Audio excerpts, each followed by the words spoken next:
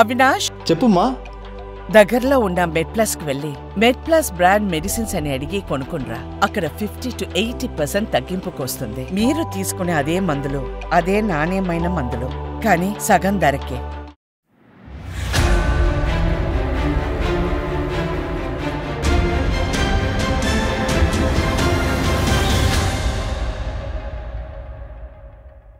నమస్తే, welcome to స్వతంత్ర focus. నేను విజయ్. కార్పొరేట్ దిగ్గజం గౌతమ్ అదానీపై అమెరికా కోర్టులో నమోదైన కేసులో సంచలన విషయాలు బయటకు వస్తున్నాయి. తీగలాగితే డొంక కదిలినట్లు గౌతమ్ అదానీ కేసుతో వైఎస్ జగన్మోహన్ రెడ్డికి సంబంధం ఉందన్న విషయం బయటకు వచ్చింది. అంతిమంగా అన్ని వేళ్లు ఆంధ్రప్రదేశ్ మాజీ ముఖ్యమంత్రి వైఎస్ జగన్మోహన్ రెడ్డి వైపే చూపిస్తున్నాయి. ఈ నేపథ్యంలో అదానీని వెంటనే అరెస్టు చేయాలని కాంగ్రెస్ పార్టీ డిమాండ్ చేసింది. అదానీ వ్యాపార కార్యకలాపాలపై కాంగ్రెస్ పార్టీ కొంతకాలంగా అనేక అనుమానాలు వ్యక్తం చేస్తుంది. ఇంతకీ గౌతమ్ అదానీపై పెట్టిన కేసు ఏంటి? ఈ కేసులో వైఎస్ జగన్మోహన్ రెడ్డి పాత్ర ఏంటి? ఈ అంశాలపై ఇవాటి స్వతంత్ర ఫోకస్. వైఎస్ఆర్ కాంగ్రెస్ అధినేత, ఆంధ్రప్రదేశ్ మాజీ ముఖ్యమంత్రి వైఎస్ జగన్మోహన్ రెడ్డి ఆర్థిక అక్రమాల అంశం ఇప్పుడు అమెరికా న్యాయస్థానాల వరకు వెళ్ళింది.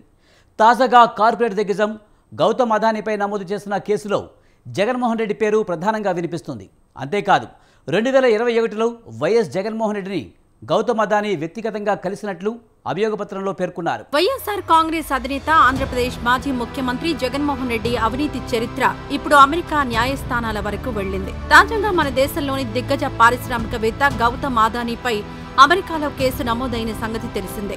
ఈ కేసులో వైఎస్ జగన్మోహన్ రెడ్డి పేరు ప్రధానంగా ప్రస్తావనకొచ్చింది. సౌర విద్యుత్ కొనుగోళ్లకు సంబంధించి భారీ ఎత్తున అవినీతి ఆఫర్ జరిగిందన్నదే ప్రస్తుత కేసు సారాంశం. కాగా కార్పొరేట్ దిగ్గజం గౌతమ్ అదానీ 2021లో అప్పటి ఆంధ్రప్రదేశ్ ముఖ్యమంత్రి వైఎస్ జగన్మోహన్ రెడ్డిని వ్యక్తిగతంగా కలిసినట్లు అమెరికా కోర్టు నేరారోపణలో ప్రస్తావించారు. ప్రస్తుతం అమెరికాలోని బ్రూక్లిన్ ఫెడరల్ కోర్టు చేసిన నేరారోపణల్లో ఈ అవినీతి అంశాన్ని ప్రాసిక్యూషన్ ప్రస్తావించింది. అప్పట్లో ఆంధ్రప్రదేశ్ ప్రభుత్వాధికారులు దాదాపుగా 1750 కోట్ల రూపాయల మేర లంచాలు ఆఫర్ చేసినట్లు అభియోగాల్లో పేర్కొన్నారు.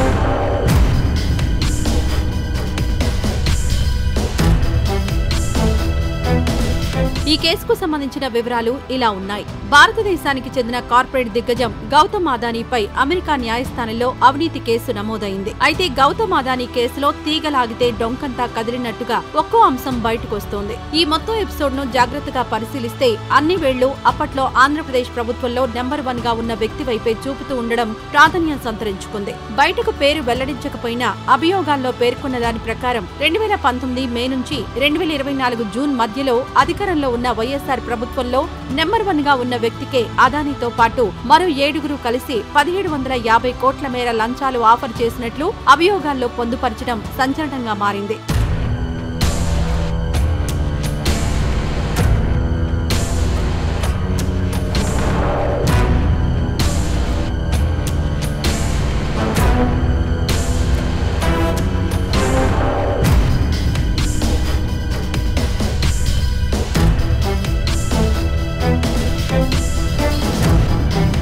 కాగా solar energy corporation of India limited తో జరిగిన ఒప్పందం కుంభకోణంలో వైఎస్ జగన్మోహన్ రెడ్డి సర్కార్ పేరు ప్రధానంగా వినిపిస్తోంది. పైగా 2021లో ఈ భారీ ఒప్పందానికి సంబంధించి అప్పటి ప్రభుత్వంలో నెంబర్ 1 గా ఉన్న వ్యక్తితో గౌతమ్ అదానీ స్వయంగా భేటీ అయినట్లు అభియోగాల్లో వెల్లడించారు. ఆ ప్రకారం చూస్తే 2021లో గౌతమ్ అదానీ వ్యక్తిగతంగా అప్పట్లో ముఖ్యమంత్రిగా ఉన్న వైఎస్ జగన్మోహన్ రెడ్డితో సమావేశమయ్యారు. అప్పుడే విద్యుత్ సరఫరా ఒప్పందాలపై ప్రధానమైన చర్చలు జరిగాయన్న ప్రచారం సాగింది. దీంతో ఆ నెంబర్ 1 వ్యక్తి ఎవరో కాదు, మాజీ ముఖ్యమంత్రి వైఎస్ జగన్మోహన్ రెడ్డియేనని ప్రచారం గట్టిగా సాగుతోంది.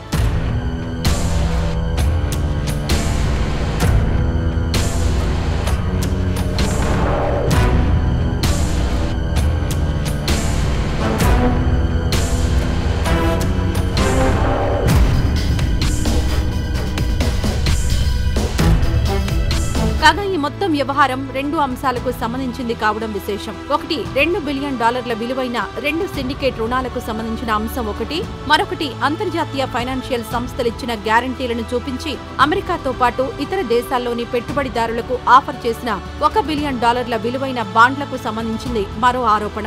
ఇక ఇందులో ఇద్దరు కుట్రదారుల పేర్లు సైతం బయటకు రాలేదు. కాకపోతే మొదటి వ్యక్తి బ్రిటన్ పౌరుడని, హాంకాంగ్ లో ఉండేవాడని అభియోగ పత్రంలో పేర్కొన్నారు. రెండో కుట్రదారు భారతీయుడని వెల్లడించారు.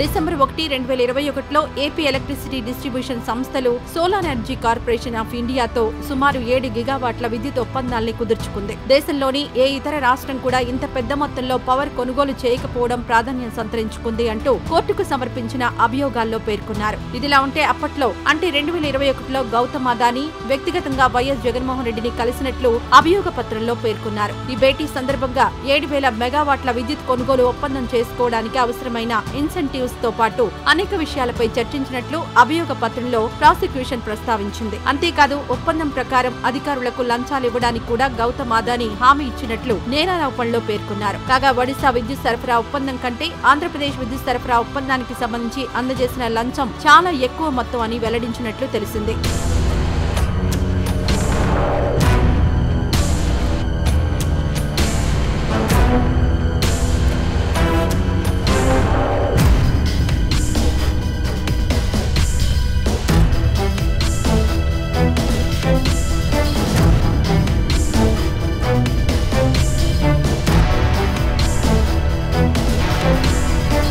అంతేకాదు అదానీ గ్రీన్ ఎనర్జీ రికార్డుల్లో కూడా భారీ ఎత్తున జరిగిన ఈ అవినీతి అంశం స్పష్టంగా ఉంది. అలాగే ఆంధ్రప్రదేశ్ కు చెల్లించాల్సిన అవినీతి సొమ్ము మొత్తం $200 మిలియన్ గా అదానీ గ్రీన్ ఎనర్జీ ఎగ్జిక్యూటివ్ సంకేతాలిచ్చారు. అదానీ గ్రీన్ ఎనర్జీకి సంబంధించిన అవినీతి కేసుకు సంబంధించిన అభియోగాలు అమెరికాలోని బ్రూక్లిన్ కోర్టులో నమోదయ్యాయి. ఈ కంపెనీ నేతలకు అవినీతి ఇవ్వజూపడమే కాకుండా దాని గురించి ఇన్వెస్టర్లకు తప్పుడు సమాచారం ఇచ్చి నిధుల సేకరణకు పాల్పడినట్లు ప్రాసిక్యూషన్ ఆరోపించింది. ఈ నేపథ్యంలో కార్పొరేట్ దిగ్గజం గౌతమ్ అదానీ, ఆయన బంధువు సాగర్ అదానీ సహా మరో 7గురిపై కేసులు నమోదు చేసినట్లు ప్రాసిక్యూషన్ పేర్కొంది. అంతేకాదు అమెరికా ఇతర అంతర్జాతీయ మదుపర్లకు తప్పుడు సమాచారం అందజేసి నిధులు సేకరించడానికి ప్రయత్నించినట్లు ప్రాసిక్యూషన్ పేర్కొంది. అదానీ గ్రీన్ ఎనర్జీలో అక్రమ మార్గాల ద్వారా ఆ కంపెనీ రుణదాతలు, పెట్టుబడిదారుల నుంచి $3 బిలియన్ పైగా రుణాలు, బాండ్లను సేకరించిందని ప్రాసిక్యూషన్ ఆరోపించింది.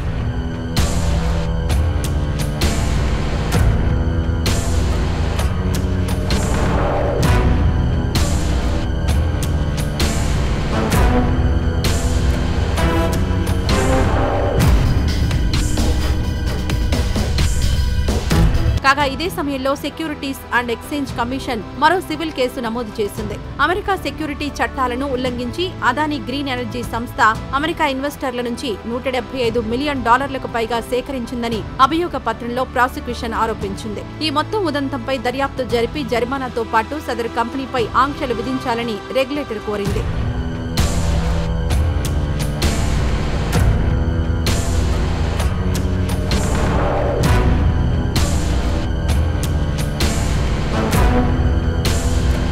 కాగా గౌతమ్ అదానీ అంటే సాదాసీదా వ్యాపారవేత్త కాదు. మన దేశంలోని అత్యంత బలమైన కార్పొరేట్ దిగ్గజం గౌతమ్ అదానీ. ఇక్కడ మరో విశేషం ఉంది. కార్పొరేట్ దిగ్గజం గౌతమ్ అదానీ ప్రధాని నరేంద్ర మోడీకి అత్యంత సన్నిహితుడన్న పేరు దేశ రాజకీయ వర్గాల్లో ఉంది. గౌతమ్ అదానీ ప్రధాని నరేంద్ర మోడీ మైత్రి అందరికీ తెలిసిన సంగతే. ఇందులో కొత్తగా చెప్పాల్సిన పని లేదు. అయితే అటువంటి శక్తివంతమైన గౌతమ్ అదానీ దగ్గరే అప్పటి వైఎస్ జగన్మోహన్ రెడ్డి సర్కార్ లేదా ఉన్నతాధికారులు కానీ 1680 కోట్ల రూపాయల మేర అవినీతి పాల్పడ్డం అనేది కోర్టులో నిరూపితమైతే అది తప్పకుండా సంచలనంగా మారుతుంది.